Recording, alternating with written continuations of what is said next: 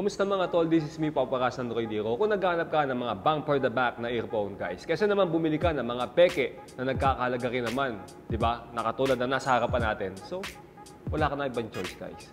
Wala ka na ibang option. Kundi ito na lang ang piliin mo kaysa bilhin mo yung mga japik na yan. Meron tayo dito sa harapan natin, Remax Bass-Driven Stereo Sound 501 ang model, guys. So, kanyang box niya, napakaganda ng presentation. Sa gilid, may kita natin na merong QR code at authenticity sticker dahil syempre authentic at hindi peke ang mabibili nating earphone dito sa Droid Hero. Sa likod, guys, ng box, mababasa natin yung mismong specification at ipopost na lang yan ipapakas sa description para hindi magtagal, syempre, ang ating video unboxing.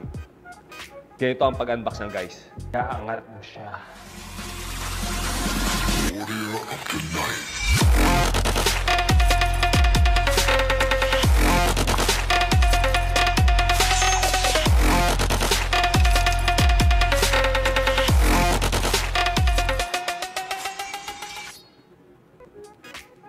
Grabe yun, sobrang satisfying nun.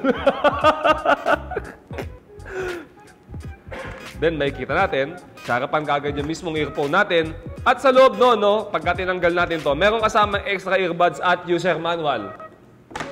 Kapag tinignan natin ang physical appearance ng mismong earphone na to, guys, no?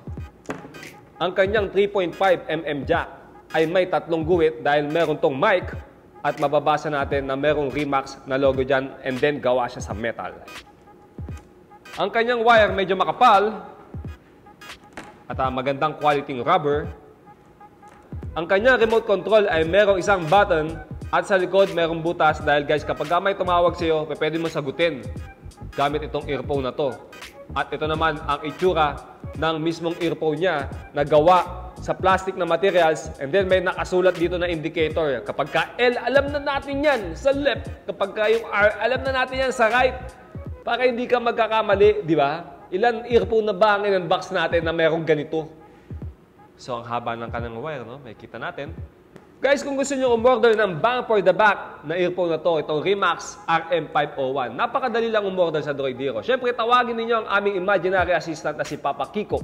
Type nyo sa aming messenger, PAPA space QICKO at siya na ang bahala sa inyo. Guys, si Papa Ras ay merong Facebook at Instagram.